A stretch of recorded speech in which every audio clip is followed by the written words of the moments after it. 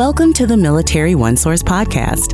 Military OneSource is an official program of the Defense Department with tools, information, and resources to help families navigate all aspects of military life. For more information, visit MilitaryOneSource.mil. Welcome to the podcast. I'm Bruce Moody. My guest today is Laura Dean. Laura is with the Defense Activity for Non-Traditional Education Support, otherwise known as DANTES. And Laura, welcome to the podcast. Thank you. It's very nice to be here. It's good to have you with us. So we're going to talk about education in contingency locations. Just in order to get started, let's learn a little bit about you. Tell us a little about what you do and where you work. Oh, sure. So I work for DANTES. You mentioned that they're the Defense Activity for Non-Traditional Education Support, and I sit in the role of the program manager for contingency education support. My biggest hat that I wear in that role is as the contracting officer's representative for contracts that the government has with universities that provide classes and testing services at contingency bases in the Middle East, Southwest Asia, and also in Africa. So this will be very interesting to get into. Let's begin by defining what is contingency education program support. Okay, so we have a program for contingency education support, and the whole reason behind this program is to help service members access education while they're deployed. And those deployments usually happen in the U.S. Central Command and U.S. Africa Command.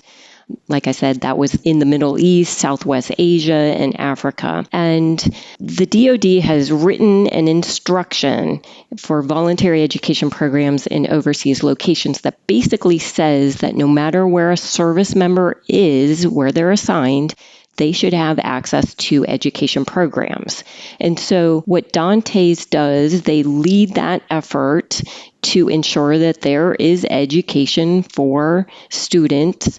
And DANTES does this by procuring and maintaining contracts with universities. Now, in the contingency locations, DANTES doesn't do the work. It's actually the colleges that come down and perform the testing services. And then DANTES, they just make sure that the university is providing a quality program. Now, currently in Central Command and Africa Command, we have on-site education programs in 13 contingency locations in 8 different countries. And those countries are Bahrain, there's Kuwait, Qatar, United Arab Emirates, Saudi Arabia, Jordan, Djibouti, and programs in Sinai, Egypt. All right. Very interesting. So what sort of education support can service members expect when they either deploy or PCS to an overseas foreign location? You know, the level of support really depends on the location and what kind of base it is. Before you were talking about definitions, and so let's just kind of make a distinction about the kinds of bases that are in those overseas locations.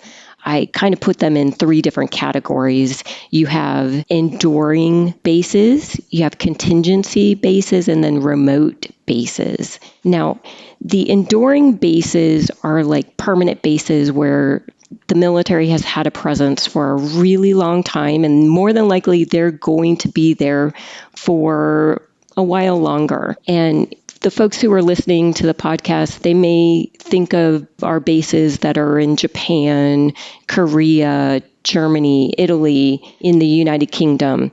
We've been there for a while. Now, at those enduring bases, there's usually an education office that has permanent structures. They're in an actual hardened building, and they have classrooms and office space. And more than likely, there are several government education personnel. And those folks are usually civilians, and they're providing the on-site counseling. And there's also several universities that have space in those facilities, and they teach classes on on the base, they have testing services. Now, contingency bases are locations that the military really think that these are going to be temporary bases. And at those locations, you're going to have kind of a scaled down support. You may only have one civilian education person who's sitting at that base running the education office, or it might be a military education technician. Now, if that site, that contingency location is listed in our CENTCOM contract with the university, the service member will have access to actual classes on base that are being offered by University of Maryland Global Campus. They'll also have access to a national test center where they can take CLEP and DSST exams. Now, if the service member happens to be at a remote location, that's one of those locations where maybe the military is moving around a lot or they're working out of tents. There isn't much education support there. What the service member has to do is reach back to their home station to get the support. The service member may have access to maybe periodic MWR services and maybe a little bit of internet, but most of their support is actually being provided from home station back in the States. So you have those three different kinds of bases, and the level of support really depends on what kind of base it is. But what I would say that although the support may differ, service members still can work on their education goals while they're in overseas locations or if they're deployed. Right. And appreciate you going through all of that. So how can a service member who wants to continue their education goals while overseas best prepare for their deployment or PCS to an overseas location? The first thing they should do is make an appointment to visit a counselor at their education office. And while they're at the education office, they can ensure their education records are up to date. One thing the counselor is going to do with them is verify that their annual tuition assistance training is current, and then they can also review their education degree plan. One thing a student should remember that is if they are already taking courses with a college, they should meet with their college counselor too. The college counselors different from their military government education counselor. So they have a lot of support and they should meet with all of these people before they deploy. One thing that they could do is share with their counselor, if they can. I know some of those deployments are they might be secret missions, but if they can share with their counselor where they're going and how long they're going to be deployed, then the two of them can get together and determine what's realistic for them to accomplish while they're deployed. Yeah, and you mentioned realistic goals, which is interesting because it varies, right? So what would you consider realistic goals for someone who is about to deploy? It's funny because I get this question quite a bit. Every student is different and everybody can handle different workloads. So you really need to look at yourself and then think about what's coming. Deployment times vary. Some service members only deploy for like 4 months. And so if it's going to be a short deployment, it may be very challenging to try to take a class during that time. So what I would tell those individuals is maybe it's time for them to just take that time to study for a CLEP or a DSST. They may even be able to, at the deployed location, go to the National Test Center and take the test while they're at the deployed location. But that kind of comes back to before they deployed, they should have seen their academic counselor, because the counselor can look at their degree plan and say, hey, while you're at the deployed location, I know you're only going to be there for a little while, but this CLEP over here will transfer into your degree plan. And so the two of them can determine which test will work towards their degree, because the last thing we want anybody to do is spend a whole lot of time studying and taking the wrong test. So it's key for them to talk to each other and look at that degree plan. Okay, so I think what you're describing is somebody who's on a rather short deployment. If someone's going to be deployed for a longer period of time, What would their options be? What would your recommendations be? Sure, that's a great question. If a service member is at the deployed location for a longer period of time, he may want to consider taking a course. If he's already enrolled with a school and has a degree plan, he may be able to continue with an online course with that home school.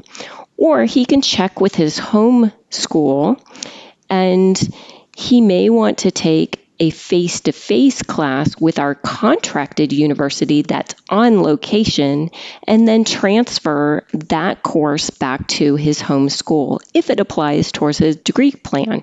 Again, that's where it's key that he talks to his counselor before he deploys so he can see which classes he needs to take and what he should be working on while he's deployed.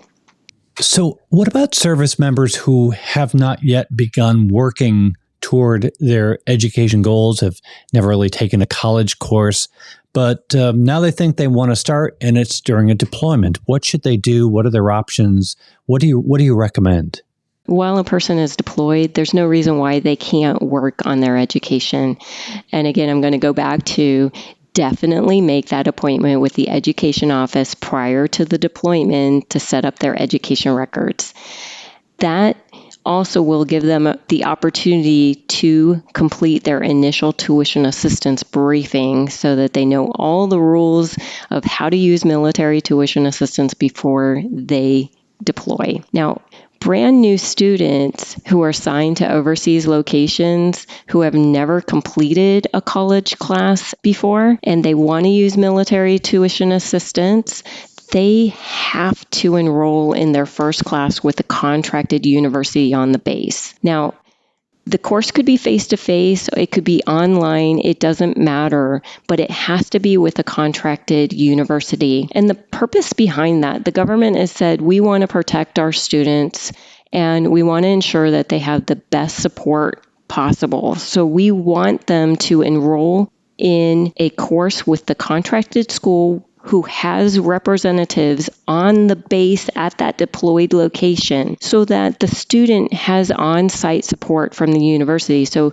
they can walk into the office at any time just in case they need a little extra assistance. It's a first-time class, or if they run into any issues, the support is right there on the base. Got it. So where can a service member learn more about what they can expect when they arrive at their deployed installation or overseas base? Many people, it might be their first deployment and they have no idea what to expect when they get there. And so I'd recommend a couple of things. First of all, you should check out the Dante's website. In our overseas support section on the website, a service member can learn which schools are located at the overseas and deployed areas. We have links to the contracted university websites where students can view the upcoming terms. They can connect with university advisors, and they can learn whether there's a national test center on the base and find out what days and times they can go in and test and take a CLEP or a DSST exam. Another thing that they can do is they can send me an email. I'm the Dante's Europe liaison, and I'm the contracting officer representative for the contracted schools in CENTCOM and AFRICOM. So if they send me an email to the org box, which is also on the Dante's website, I can link them to the education service officer at the base that they're headed to, or the military education technician who's running the Learning Resource Center. And then they can ask all kinds of questions about what is available when they get there. For instance, is there internet? Will I be able to access my school if I'm taking online classes with my home school? Those are all really good questions to ask the education officer at the deployed location. Another thing that they could do is connect with their unit deployment monitor and reach out to the unit that they will be joining or that they'll be replacing and find out from those individuals who are already at the deployed location what their experiences have been with the education on site. Well, This has been a lot of really great information. And I should note that what we're going to do is put a bunch of links in the program notes to the Dante's website and to your social media accounts. So there will be multiple ways to reach out for education support. Laura, any final words that you'd like to share with us? I just want to thank you for giving me the chance to share this information. And I would encourage all service members to take advantage of the education opportunities no matter where they're assigned. Absolutely. Well, again, we appreciate you being with us. We hope to have you back, and we appreciate what you offer our folks in uniform. Thank you so much for joining us. Thank you. Laura Dean is with the Defense Activity for Non-Traditional Education Support. Thank you very much. And want to remind you that Military OneSource is an official resource of the Defense Department, and we want to hear from you. We have a link in the program notes. You can click on it and send us a question or a comment or an idea for a future episode. And be sure to subscribe to our podcast wherever you listen to your podcasts, because we cover a wide range of topics that help military families adapt to military life. I'm Bruce Moody. Thank you so much for joining us today. Take care. Bye-bye.